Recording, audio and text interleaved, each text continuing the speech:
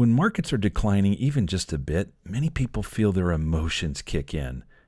Their mind says, do one thing or even do no thing, but their emotions say, do something else, sometimes anything else to stop the pain. So when markets are declining, what should you do? Is the right answer always to stand pat? Stay tuned as we discuss all that and more right now on the Retirement Lifestyle Show.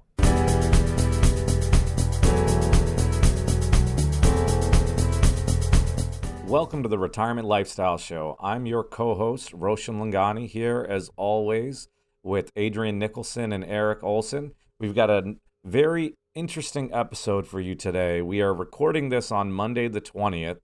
It is late in the afternoon, and the markets are down roughly 3% for the S&P and the NASDAQ. And we sort of threw out our regularly scheduled topic that we had. I shouldn't say regularly, our scheduled topic for the week, because we thought it'd be useful just to talk about a little bit about what we're seeing, how we're feeling. It's a tough day. Looking at what the markets are doing, it's just kind of been down all day. So, Erik, I'll start with you. Any initial thoughts, feelings, stories, anything coming to mind? Yeah, so as I'm looking at it right now, the S&P 500, a good measure of what's going on in the markets, is down a little bit more than 2.5%. And so that'll fluctuate throughout the course of the day. Actually, 2 3/4 as I'm having this conversation with you now. So that's a bigger day than most down days, and it follows on the heels of about 6 or 7 days where since the most recent peak. So while there's nothing, I would say that's dramatically out of the ordinary, one of the things that I would say about this is that because of the slight weakness that has preceded this, we're now at about 5% off the peak, and we're starting to get into probably a little bit deeper decline than we've seen against the days that have preceded it since maybe November. We haven't seen anything this week, I guess you might say, since last November. That's just my initial thought. How about you? Well, I saw something that said October 2020, and I wish I actually can't even remember exactly what it was, but I think it was we haven't had as bad a time period, or maybe just today in particular, since October of 2020. And as you said, so in general, September and our October are the worst months. Right. So there is volatility there, and the market peaked early in the month of September. I think it was the first or second trading day, and it's just continued to go down. It's dropping below technical levels. So it's below certain technical indicators. So it looks a little rough. I remember a story back in the fall of 2008 when things were crashing. I'd gone to a conference the following spring in 2009, and there was a pretty well-known value investor there, David Einhorn, that said he literally just left his office. Now we're looking at a under 3% decline day. That was on I think a 7 or 8% decline day, so a lot worse than today. But he had said that he just felt like it was the markets were crazy, they were going down, and he just couldn't think rationally because he was caught in the moment. So a question I'd have for you is, when you're preparing a client for market volatility, well, let me actually preface that first. I imagine you haven't gotten any calls today. Is that No, I have not. fair? Correct. Yep. Neither have I. I think it's early, and we're deep in it because we watch it every day, and that's our job, right? So our clients don't have to. How do you, for those people that are listening that are trading themselves, and they're looking at the markets constantly, everything's flashing red, how do you tell them to prepare? It actually lines up well on the heels of our last episode where you're talking about, I said, Erik, you're depressing me, and we were talking about being prepared for things. So prior to this decline, you're meeting with a client, what advice do you give someone that is trading their own investment portfolio on a day like this to help avoid making any emotional moves or decisions. Hmm. I guess it's going to depend a little bit on whether they are long-only traders, but it sounds like the premise of your question is that they are. Is that fair to say? They're long-only? Well, I'll let you take it either way you want. I would guess so. The typical person I come across that is managing their own account and comes into me is usually not a long short trader, right? It's Yeah. usually someone who's buying long only. Yeah. Okay. So I would say, well, if you're pretty well diversified, I would say a 5% decline since September 2nd, and that's where we are, or a 2.75% decline so far today, with time in the left to go in the markets. I would say this is nothing that I would worry about. If you're a long only investor and you also have a long-term focus, I would just be looking at this as normal. I mean, if you look at, you were pointing out, I did a little checking on the S&P 500, the last relatively big downturn, I would say, and I wouldn't even call that big, was 9% leading into from October 12th to October 30th of last year. Okay. But if you look at where the market has risen to from that low point on October 30th of now to where we stand right now as we're having this conversation, the S&P 500 at least is up 33%. So you had quite a move inside of really less than 11 months. And so True. if you're at this point, even after giving back 5%, you're up 33%. I wouldn't say this is the time to start just running for the exits. How about you? Well, we've mentioned this before many times, where we've said you've got to be rules based, Mm-hmm. and I think you need obviously you've got to have rules in advance, right? You can't make them up when you're in the middle of something like this. So I think that those rules you have that you follow are what keep you disciplined at a time like this. So true.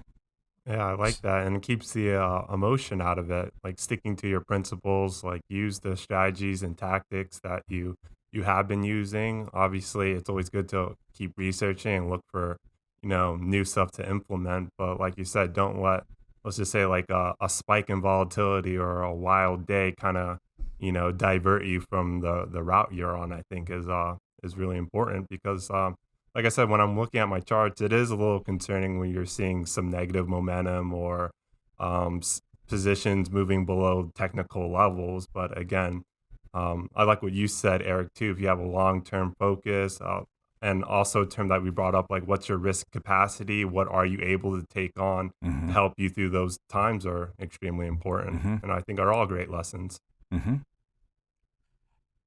I completely agree. Completely agree with that. If you have a long-term focus, something like this will definitely be a blip. And so, Eric, I see your point there completely. Don't run for the hills. At the same time, though, if you've got a rules-based system and it's telling you need to take some sort of action, I would follow that action. Yes, right? I absolutely would. And here's an example of where I would do that.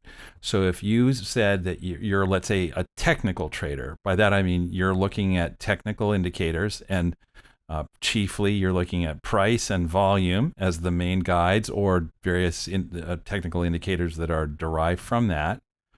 You're also probably looking at levels of resistance and support. And so I would be thinking in terms of the S&P 500 having some support at roughly 4240. There's that was 4233 was the low on July 19th. 4238 was the high on May 7th. Those two line up pretty well. So sort of maybe somewhere in that 4235 area. As I'm reading it right now, we're at 4310. So 4235, that would be another 75 points down.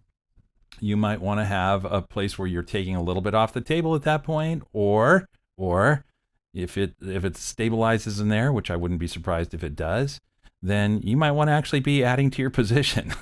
But I will acknowledge that from a technical standpoint, if you think about the definition of an uptrend being higher highs and higher lows. While we've had nothing but consistently higher highs, we now for sure have had a lower low than the low that we had put in on August 18th. August 19th.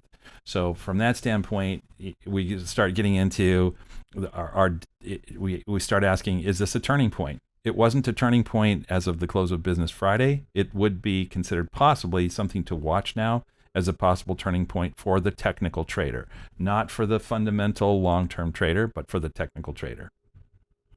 That's where you bring up what I think is also a very important point, which is I'll get questions like this. People will see something on, CNBC is just a common source, and they'll say, well, this person said X, and the first thing I'll say is, well, what's the time frame? Right. Mm-hmm. Like if you mentioned a technical trader on one extreme, if you're a day trader and you see a day trader on CNBC, I'm sorry, let me state it differently. If you see a day trader on CNBC talking about moves they're making, but you are a long-term buy and hold investor, their information is probably not very valuable to you.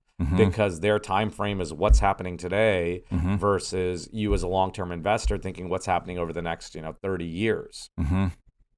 I've also mentioned this before that I'm a proponent of having multiple approaches and strategies because none of them always work. None of them are foolproof. And I think that gives you more consistency in the long run. It gives you more predictability. And that's what I believe the retiree needs, right? You need to collect your income out of there. So you can't be, trying to hit home runs. You've got to get singles and doubles. Right. So if you're looking for that consistency, having these different methods or strategies will help you. And then when you have a market decline like this, these different strategies having different approaches to making their determinations, I think will serve you well as an investor. Yeah. So you've mentioned that before, Roshan. I've always admired that particular, commitment of your portfolio design, having multiple systems like that. And you and I have talked about multi-factor investment before as one of the momentum, value, quality, volatility, and other sorts of elements that are included in sort of my thinking about that too. But I will also say there's some room to think about sector decisions when you're in situations like this. So, people have commented to me before, and I think actually we discussed this in one of our episodes where we were talking about the lead up to the election and just what to expect. And at the time, I pointed out that the some of the higher volatility sectors tend to be energy and financials. Right now, though, in terms of some of the lower volatility sectors, today again, the ones that are the least disrupted today, at least as I'm looking at this right now, energy's down by about 5.5. Utilities are down less than 2, and healthcare down to 2.2. And consumer staples down 2.25. So it is usually the case that when people are in a serious market downturn, and this 5% is not a serious market downturn, but people still keep their houses heated or cooled, even when markets are down. People still go to the doctor when markets are down. People still brush their teeth and take showers when markets are down. So, those three categories, utilities, healthcare, and consumer staples, if you're somebody you say, I want exposure to the market, I want to be in, have the participation in the market, but I would prefer to avoid some of the higher volatility sectors, there's three that you could consider as a little bit overweight in a portfolio if you have that concern. You say that, yes, and I hear you. I'm not disagreeing with what you said, but a point that's worth making is they're all still down. Yes, they are. That's true. Right. They're down less, but they're all still down. And why I thought it made sense to switch what we're talking about today is because there's very little that is not down. Now it's nowhere near as bad as spring of 2020 or fall of 08 in terms of how much of a decline and just how crazy it is. I'm looking at my screen. I've got a screen on here with I I couldn't even tell you how many stocks. There are probably 150 symbols, and I'm seeing almost all red, not much green. Right. However, back in the fall of, the spring of 2020 with the pandemic starting, not only was I seeing almost all red, I was seeing all restrictions on shorting a stock, right? Where the uptick rule was coming into play because they were shorting. So that's a level worse than what we have right now. And I want to explain that for our listeners. Sure. So there's a rule where if you want to short a stock, which essentially means you are selling it now with plans to buy it in the future because you think the price will be lower, you can go ahead and do that. If there's a lot of shorting going on, what used to be a rule at all times said that the stock had to go up before you could short it. Now that's no longer a rule, but if it's declined far enough, then that rule comes back into effect. So in the spring of 2020, during the pandemic, I was seeing, in addition to all red lights, all these short restrictions on the stocks, which is just, it adds more volatility, pushes things down farther, risk is higher. So it's not nowhere near as bad as it was. And Erik, like you said, we've definitely seen worse than a 2% day or a 5% correction in a month, but it's still a rough day for those of us that are watching it daily. And I know for anyone that's listening that's trading, it's when you're watching it this closely, it's a rough day for you.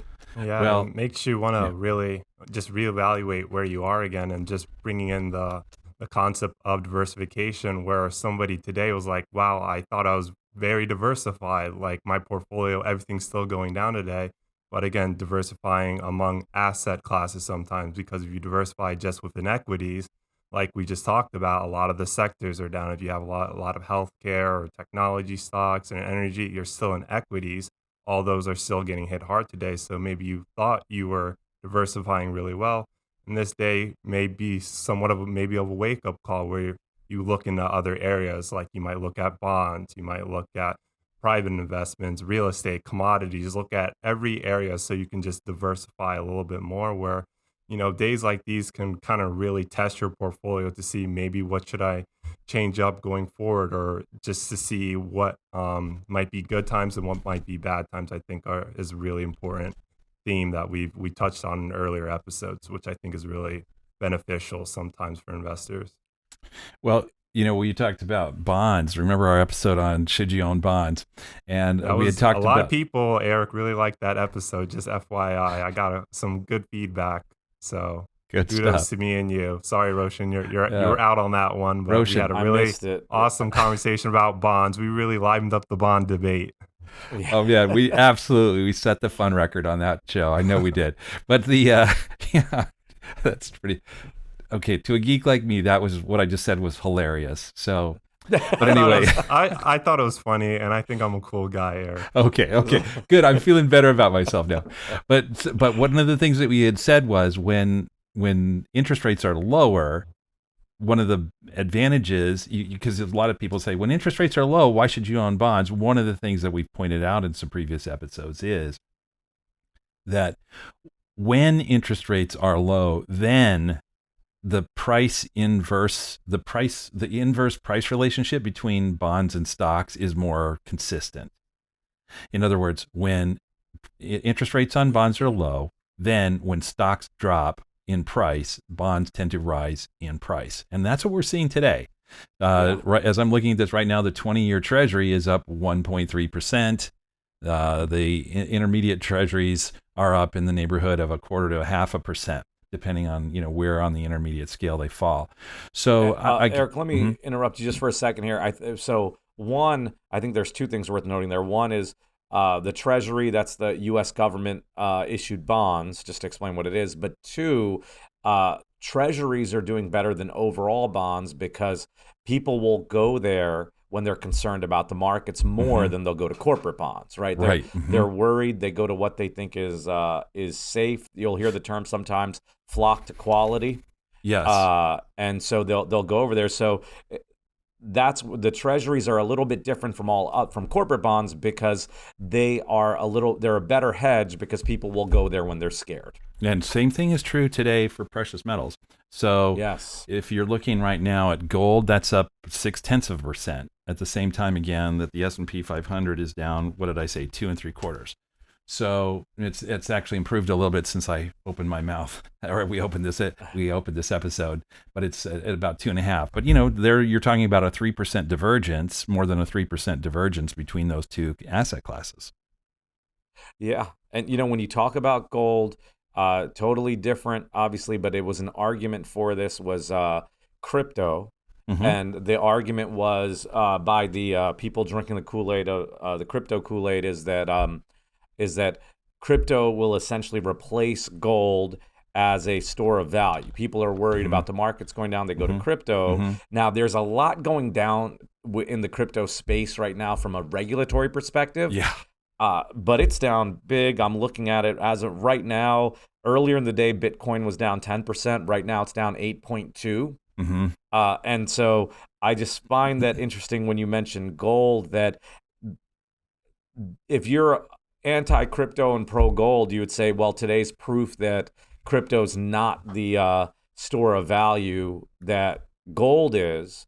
And regardless of the reason why, like I mentioned, there's regulatory issues going on right now with the crypto space, but regardless of the reason, it's not holding up in the market going down, and gold is, right? And it's also one day, so we've got to see what goes on. But that this could be an anomaly, or this could be another quiver for another arrow in the quiver for the gold bugs who are saying that crypto is not a replacement. Here's what I'm going to take. I'm going to take a slightly different position. I'm going to say one day is not proof, but one day can be a good example of a larger principle. So I think this one, because of the reasons you've just given, especially about the regulatory framework, seems to me to be somewhat anomalous.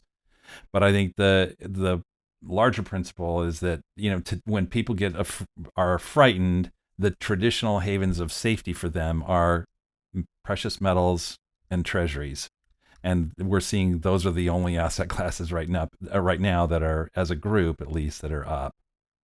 Yeah, everything else is going down. And I don't believe either of you mentioned this, but we've talked in the past about endowment style investing, meaning you own some type of private investments. And when you go to that level, the private space in investing, well, one of the benefits are it doesn't go up and down, right? So if you have a portion of your portfolio in that space today, for that part of your portfolio, you're not seeing any volatility today. That's one of the benefits of that. Right. So true. So that's another thing that's not moving. Now, Erik, in general, your indicators, I know you look at a lot of different things, and with different strategies that you run, are you is what you're seeing developing currently looking like a trend is developing, and and there will be a continued decline? Is it too early for you to tell with some of the indicators that you look at, or are your indicators saying this is really just a blip and there's nothing to be concerned about at all? So so I have a variety of strategies, and so I'm going to just leave aside for right now the ones that are quantitative but fundamental rather than quantitative and technical, and instead just talk about the ones that are the smaller subset of my strategies that are strictly technical. So in this case, I would say, just looking at kind of what's taking place, most of the relationships, but not all. So commodities have still been holding up pretty well, and real estate has been holding up, I would say, well enough to still be, for at least from a modeling stand, the rules that my strategies follow in these regards, to stay with those positions. But it's getting to the point where if we have much further down in, let's say, the course of the next week, then some of the things that I would normally consider, I would have considered at any point since certainly the summer began as eligible for inclusion in these portfolios, that would have changed. And so for example, the liquid version of private equity, there is an ETF that is a composite of private equity that has just been, when all is said and done, trending sideways since last February, up and down and up and down, and now it's broken through a little bit of support. So that would be an example of something where, that's on the watch list. Let's put it that way. The S&P 500 is pretty close to being on the watch list. The growth component of the S&P 500, and as well as the tech stocks of the NASDAQ 100, would still be considered eligible for inclusion. But it's if we had another 5 days of this at the same pace that it's been going down, then I would have to question whether we start moving over to moving some of that money over to the safety of low, short duration bonds. How about your systems? Yeah, I'm starting to see things fall below technical levels, Mm-hmm. and that we look at where Mm-hmm. they may require some action. Actually, I'm seeing some things that do require some action right now. Mm-hmm. So, but as I mentioned at the beginning, you've got to follow your rules-based systems, and Mm-hmm. so the only variability or sort of decision making I have when it follows the rule is what time of day to make the move, and I just try to protect as much of the portfolio as I can Mm-hmm. with that decision. Mm-hmm. I know overall that's minor because the sort of the big moves already happened and the decision's already been made, but I will follow that. But that's only in really one of the multiple strategies that we have. Mm-hmm. So I'd say I'm starting to see some adjustments now, but nothing major. Kind of like what you said earlier, where maybe the move isn't big enough yet to make major adjustments, but I am starting to see minor ones. Mm-hmm. And I shouldn't say minor ones. I'm starting to see adjustments in one strategy, but because that's only a part of all the strategies, Yeah. it'll have a minor impact across the whole portfolio. Mm-hmm. Yeah, well, it's.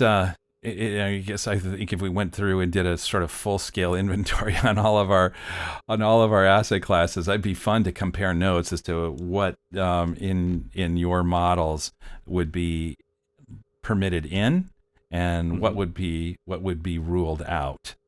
Yeah, when you were talking earlier about the asset classes that are up with bonds, I Mhm. always think back to the experience in 09, right? Mhm. And I'm thinking of the first quarter, March of 09, when we're at the bottom, Mm-hmm. fall of 08, March of 09 time period, Mhm. where if you were invested then, the only things that didn't lose money were treasuries, cash, and I believe currencies. I think commodities were actually down as well then, but I could be mistaken. You're talking about 2008. Yeah, Gold 2008 and from treasuries fall. both sort of reacted adversely initially, and then they both Then sprung to life again and went yeah, way up.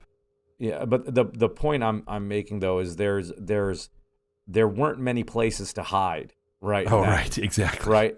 And so in the back of my mind, I'm always thinking, well, what do I have protecting me that'll actually be profiting if things will go down without having to take steps. So having those hedges in there, having the cash, treasuries, short-term bonds, things like that, just to protect you while you're in the middle of it, Mm-hmm. and then following the rules you have set for Mhm. yourself. Mm-hmm. Because I'm thinking, if I'm listening to this, how can I use this information? I'm going to hear it a week after, right? A week after this. Today is when the listener's going to hear it. The Mm-hmm. markets are already down, and the takeaways that I personally think are valuable are, one, if you have those rules and prepare them in advance. If you don't have them already, you can develop them while this is going on. But I would say develop your rules before you take the action. Mm-hmm. Then I would say follow those rules that you have. In addition to that, Adrian, you had mentioned a diversified portfolio. It's got to go beyond just different. I would say you need different asset classes for sure, but you've also got to make sure you include things like the types of bonds. We talked about treasuries versus corporate. You've got to include things like the commodities, the gold. I'm not saying you need them all in your portfolio. I think you should also just consider them and see how they could potentially fit. And then finally, another important one is, are there other places for you to invest your money, specifically as we talked about some of these private investments or endowment style investing that we discussed? Mm-hmm. Did I miss anything that you think would be useful for anyone that's doing this on their own to look at?